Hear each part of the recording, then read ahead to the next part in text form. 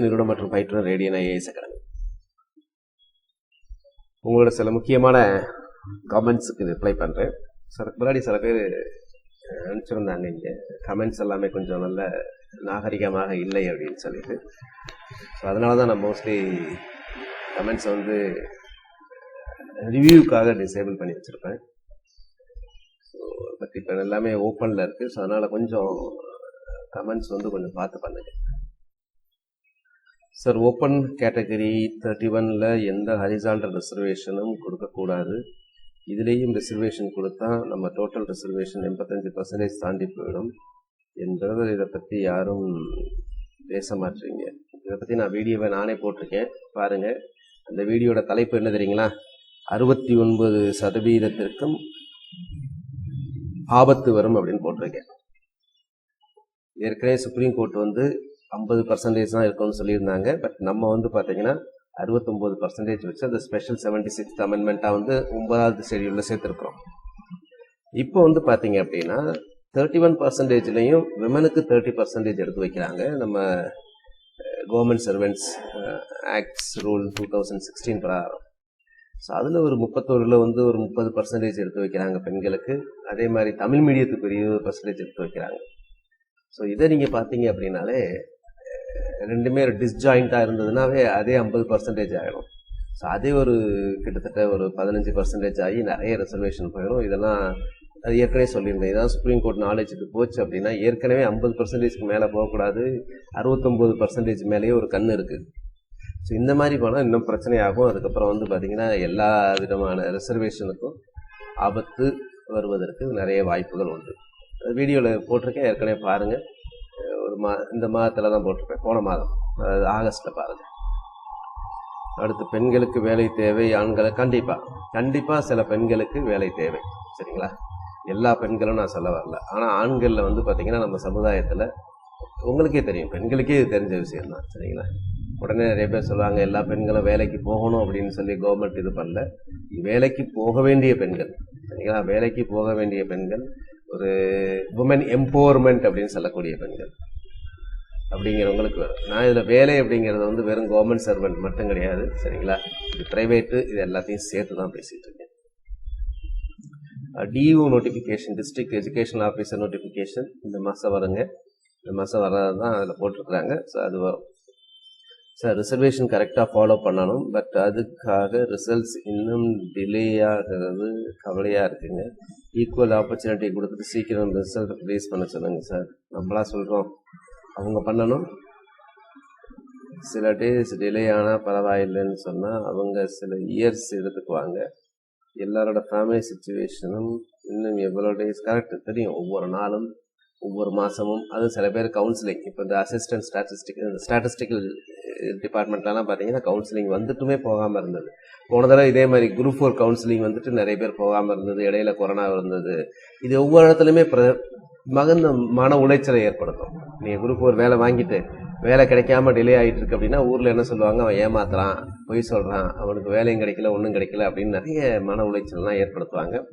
கண்டிப்பாக ஒவ்வொரு நாள் டிலே ஆகிறது, மந்த் டிலே ஆகிறது நிறைய பேருக்கு மன உளைச்சலை ஏற்படுத்தும். நிறைய பேருக்கு வந்து பயங்கர அவமானங்களை சந்திக்கும். சரிங்களா? ஸோ இது எல்லாமே டிஎன்பிஎஸ்சி கன்சிடர் பண்ண விரைவில் வந்து ஒரு நல்ல முடிவு ஏற்படுத்தும். கண்டிப்பாக இவ்வளோ நாள் ஆயிடுச்சுங்க, ஆயிருக்கக்கூடாது, ஆயிடுச்சு. பட் செப்டம்பரில் கண்டிப்பாக ப்ரிலிமினரி ரிசல்ட்ஸ் வந்துடும். அதுக்கப்புறம் ஒரு 45-60 நாளும் கொடுப்பாங்க மெயின்ஸ் படிக்க. நன்றி. ஸோ ப்ரிலிம்ஸில் அரௌண்டு 42,000 விமன் செலக்ட் ஆகியிருக்காங்களாம், நியர்லி 70%. ஆமாம், அப்படி தான் சொல்கிறாங்க. அப்படி தான் நீங்கள் டெலிகிராமில் சில இதெல்லாம் வருது, சில சீக்ரெட்டான இன்ஃபர்மேஷன் அப்படின்னு சொல்லி டெலிகிராமில் மெசேஜ் வந்துகிட்டு இருக்கு, நீங்கள்லாம் பார்த்துருப்பீங்க. மேல் ஆஸ்பிரண்ட், ஆமாம் இந்த மாதிரி இருந்தால் நான் ஏற்கனவே இது சொல்லியிருக்கிறேன். சரிங்களா? இந்த மாதிரி ஏன்னா ஒவ்வொரு ஸ்டேஜ்லேயும் பண்ணுறாங்க, அதான் பிரச்சனை. அதனால தான் ஃபைனலாக வரும்போது வந்து ஆண்கள் வரமாட்டுறாங்க. ஆண்களை வந்து இங்கே ப்ரிலிம்ஸ்லேயே நீங்கள் கட் பண்ணிட்டா அப்படின்னா நல்லா எழுதக்கூடிய டெஸ்கிரிப்டிவ் எழுதக்கூடிய ஆண்கள் வந்து டெஸ்கிரிப்டிவ் நல்லா எழுதக்கூடிய ஆண்கள் வந்து அப்ஜெக்டிவ் டைப்ஸ் கொஸ்டின்ஸ்லாம் நல்லா பண்ணணும்னு அவசியம் கிடையாது, டாப்பராக பண்ணணும்னு அவசியம் கிடையாது. பாஸ் மார்க்கு எடுத்துகிட்டு இங்கே வந்து நல்லா பண்ணக்கூடியவங்க எவ்வளோ பேர் இருப்பாங்க. அப்போ அவங்கள அங்கேயே கட் பண்ணிட்டீங்க அப்படின்னா மெயின்ஸ் எழுதி கடைசியில் இன்டர்வியூவில் வரும்போது ரிசல்ட்ஸில் வந்து ஆண்கள் எண்ணிக்கை கம்மியாகத்தான். சரிங்களா? அதுக்காக தான் உங்களை நேரில் ஒருவரை பார்த்துறேன் சார். நல்லா படிங்க, படிச்சுட்டு ஒரு வேலை வாங்க, சரிங்களா? வேலை வாங்கிட்டு ஒரு ஸ்வீட் பாக்ஸ் எடுத்துகிட்டு வாங்க, அவ்வளோதான் எனக்கு தேவை. ஸ்வீட் பாக்ஸோ ஃப்ரூட்ஸோ வாங்கிட்டு வாங்க, அவ்வளோதான். சில பெண்கள் பாருங்கள், வனிதாங்கிறவங்க பார்த்தீங்கன்னா ஐ சப்போர்ட் மேல் கேண்டிடேட் அப்படின்னு சொல்கிறாங்க, சரிங்களா? ஸோ அவங்க சில பெண்களுக்கு வந்து இதை புரிஞ்சுக்கிறாங்க, சரிங்களா? சில பெண்கள் வந்து புரிஞ்சுக்கிட்டாலும் வந்து பார்த்தீங்கன்னா, நிறைய பெண்கள் ஏற்கனவே சொல்லியிருக்கேன், நிறைய பெண்கள் புரிஞ்சுக்கிறாங்க.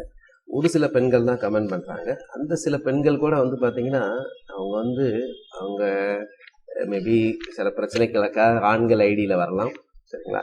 அதனால் அது பண்ணுறாங்க, அது ஆண்களா பெண்களா அப்படிங்கிறது கூட நம்மளால் கண்டுபிடிக்க முடியாது. நம்ம சொல்கிறதையும் தவறுதலாக புரிஞ்சுக்கிறாங்க. பெண்கள் நல்லா படிக்கிறவங்க தானே, சரிங்களா? உங்களுக்கு சலுகைகள் இருக்குது, சரிங்களா? பட் அந்த சலுகைகள் இருக்குது ஓரளவு. அதுக்காக அந்த சலுகைகளுக்காக ஆண்களை ஓரங்கட்டக்கூடாது அப்படிங்கிறது நம்ம யாருக்கும் சாதகமாகவும் இல்லை, சரிங்களா? ஆண்களுக்கு சாதகமாகவோ பெண்களுக்கு இதே வந்து திடீர்னு வந்து பார்த்தீங்கன்னா இப்போ பண்ணிக்கிட்டே இருக்காங்க, பெண்களுக்கு ரொம்ப குறைஞ்சி போச்சு. பெண்களுக்காக தானே எல்லாருமே குரல் கொடுத்தாங்க. பெண்களுக்கு வந்து எவ்வளவோ விதமான இதெல்லாம் இருக்கும்போது நமக்கு குரல் கொடுக்குறோம், சரிங்களா? ஸோ அதனால் எதுக்கு இப்போ யாருக்கு பிரச்சனையோ என்ன பிரச்சனையோ, ஃபார் எக்ஸாம்பிள் தமிழ் எழுதுறவங்களுக்கு, பெண்களுக்கு வந்து தமிழ் எழுதுறவங்களுக்கு மதிப்பெண் இந்த பாருங்க, இப்போ குரூப் 1 மதிப்பெண்கள் கொடுத்தாங்க, மெயின்ஸ் மதிப்பெண்கள். நிறைய பேருக்கு வந்து பார்த்தீங்கன்னா தமிழ் எழுதுனவங்களுக்குலாம் ரொம்ப கம்மியாக தான் மார்க் போட்டிருக்காங்க. 400 தாண்டதே ரொம்ப கம்மியாக இருக்குது. நிறைய பேருக்கு 400க்கு கீழே தான். இதுக்கு என்ன சொல்றது?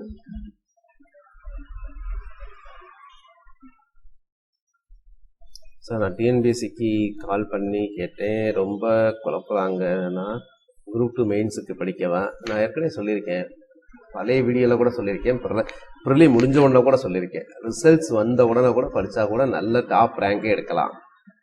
இப்போதைக்கு குரூப் 1 உங்களுக்கு இன்ட்ரெஸ்ட் இருந்தால் குரூப் 1 ப்ரிலிம்ஸ்க்கு படிங்க. குரூப் 4 நீங்கள் ஒன்றும் பிரச்சனை இல்லை, குரூப் 4 தான் முடிஞ்சு போச்சு, அதை பற்றி இப்போ எதுக்கு கவலைப்படுறீங்க? குரூப் 2 ரிசல்ட்ஸ் வர்ற வரைக்கும் குரூப் 1 ப்ரிலிம்ஸ்க்கு படிங்க.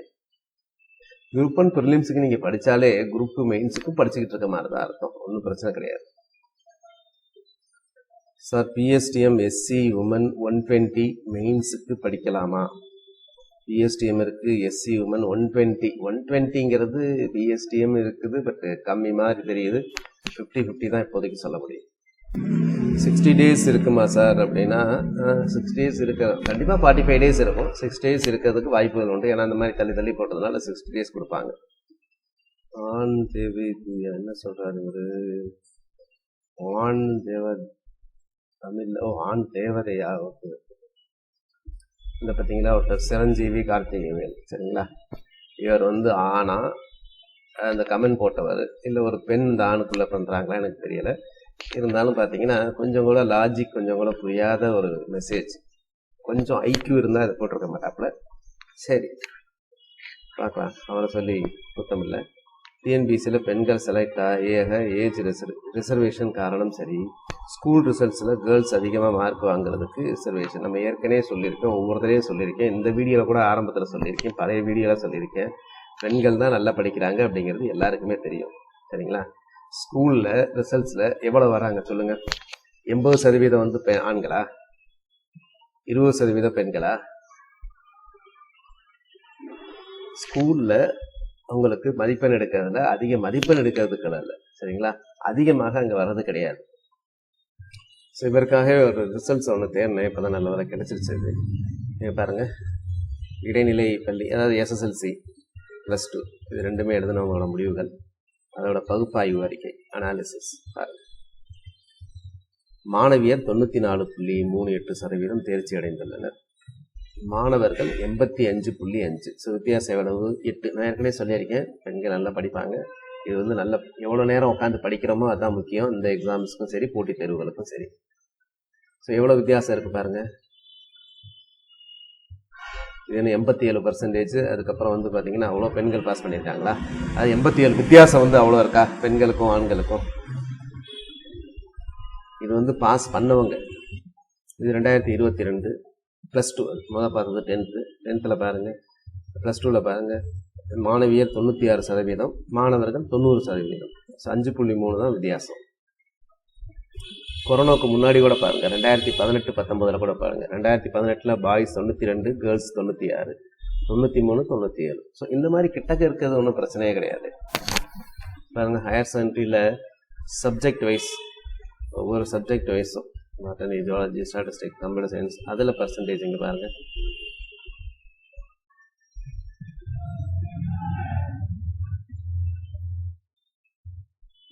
ஃபர்ஸ்ட் இருக்கிறது பாய்ஸ்,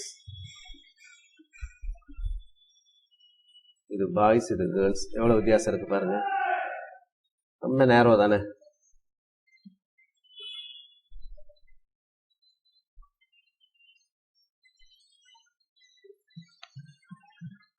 ஸோ கொஞ்சம் கூட புரிஞ்சுக்காம கமெண்ட் பண்ணக்கூடாது, சரிங்களா? ஸோ அது என்ன சொல்லுதுன்னா அவரோட இம்மெச்சூரிட்டியை குறிக்குது. அடுத்து ஒருத்தர், ஒரு பெண்ணோ ஆணோ, சரியா? எப்படி இவ்வளவு குறுகிய பார்வையோடு இருக்க முடியும்? உங்கள் கணக்குப்படி ஒரு பணக்கார ஆண் விட ஏழை ஆணுக்கு வேலை தேவை என்பதால் கொடுத்து விடலாமா? இதெல்லாம் யார் சொன்னது?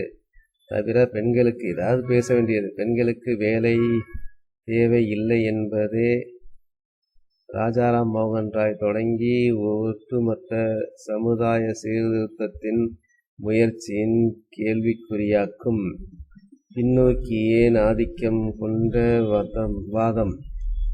இந்த கருத்தை பரப்பி ஆண் ஆதிக்கம் வளர உதவுவது மிக தவறு. போட்டி பொதுவாக இருக்கும்போது பெண்கள் வேலை வாங்கி விடுகிறார்கள் என்று பொறாமைப்படுவது ஆண்களின் திறமையை சந்தேகிக்கும் வண்ணம் உள்ளது. புரியலைன்னு நினைக்கிறேன், சரிங்களா? நான் இதை பற்றி இவ்வளோ நாள் பேசிக்கிட்டு இருந்தேன். என்னென்னலாம் நடக்குது, ஏன் ஆண்கள் வர முடியலை அப்படிங்கிறது. இவர் சொன்னதுக்கு தான் நான் எல்லாமே இது வரைக்கும் கேட்டது. இதுக்கு இல்லை, இதுக்கு முன்னாடி நான் வீடியோ பார்த்தாலே புரியும் என்ன சொல்கிறேன் அப்படின்ட்டு. ஒரு மிஸ் அண்டர்ஸ்டாண்ட் பண்ணியிருக்கார். பெண்களுக்கு எதிராக போகுதேன்ட்டு. பெண்களுக்கு எதிராக போகுதுல திரும்ப புரிஞ்சுக்கங்கம்மா, சரிங்களா? உங்களுக்கு 30%, 40% ஹாரிசான்டல் ரிசர்வேஷன் கொடுக்கறத எதிர்க்கிறாங்களா? கிடையாது. இவ்வளோ நாள் கொடுத்துக்கிட்டு தானே வந்தாங்க. இவ்வளோ நாள் 50க்கு மேலே எடுத்துக்கிட்டு தானே இருந்தீங்க. 60, 70, 80, 90ன்னு போகுதே. அதனால தானே பிரச்சனை. ஏம்மா, பெண்களுக்கு வேலை கட்டாயம் இல்லைன்னு சொல்லலை, எல்லா பெண்களுக்கும் தேவையில்லைன்னு சொல்ல வரேன், சரிங்களா? தேவைப்படுறது அப்படின்னு பார்த்தீங்கன்னா யாருக்கு? ஒரு இதில் வந்து சொசைட்டியில் ஆனா பெண்ணா, எல்லா பெண்களுக்கும் கிடையாது. சில பெண்களுக்கு கண்டிப்பாக தேவைன்னு சொல்லியிருக்கிறேன். எல்லாம் புரிஞ்சுக்காம பண்ணக்கூடியவங்க. எல்லாம் படிச்சுட்டு பேசுங்க. ஓகே, நன்றி. அடுத்த வீடியோவில் பார்க்கலாம்.